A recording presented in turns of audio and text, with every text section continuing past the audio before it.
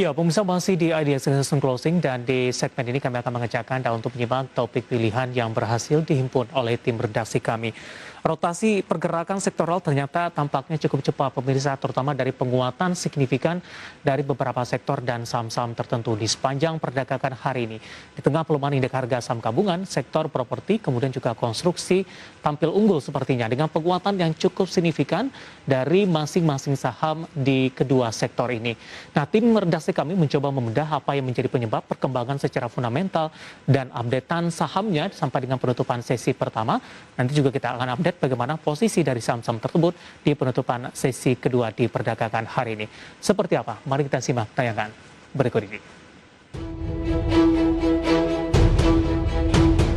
Indeks harga saham gabungan pada sesi pertama hari ini tutup melemah 0,81% atau berakhir di level 6.236,3.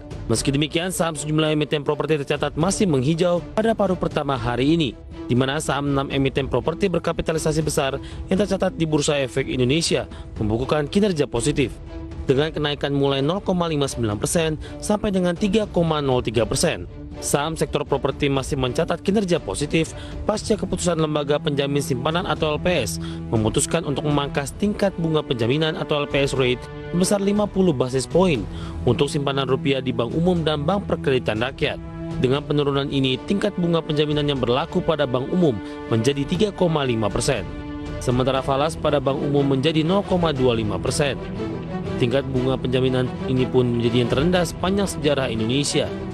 Sementara itu, tingkat bunga penjaminan untuk rupiah pada BPR sebesar 6% dan mulai berlaku periode 30 September 2021 sampai 28 Januari 2022. Ketua Dewan Komisioner LPS Purbaya Yudi Sadewa dalam keterangannya menyebut tingkat bunga penjaminan terendah dalam sejarah seiring dengan suku bunga acuan Bank Indonesia yang juga terendah dalam sejarah saat ini.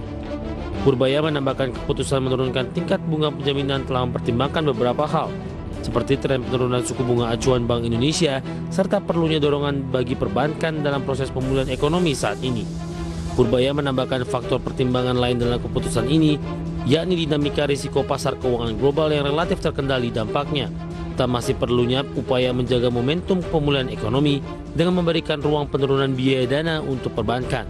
Penurunan tersebut juga mempertimbangkan kinerja positif sektor perbankan yang ditunjukkan oleh membaiknya permintaan kredit sejalan dengan meningkatnya mobilitas masyarakat dan menurunnya suku bunga kredit baru, serta melonggarnya standar penyaluran kredit perbankan. Bank Indonesia mencatat hingga saat ini kredit pemilikan rumah atau KPR tersalurkan mencapai 551,4 triliun rupiah. Nilai tersebut tumbuh 5,71% dibandingkan Desember 2020 yang sebesar 521,6 triliun rupiah. Nilai kredit properti diperkirakan akan terus meningkat sejalan proyeksi pertumbuhan sektor ini sampai dengan akhir tahun. Pemulihan tersebut sejalan dengan perbaikan ekonomi serta stimulus perpanjangan pajak pertambahan nilai tanggung pemerintah yang diperpanjang dari semula hingga Agustus menjadi hingga Desember 2021 bagi sumber Addiction.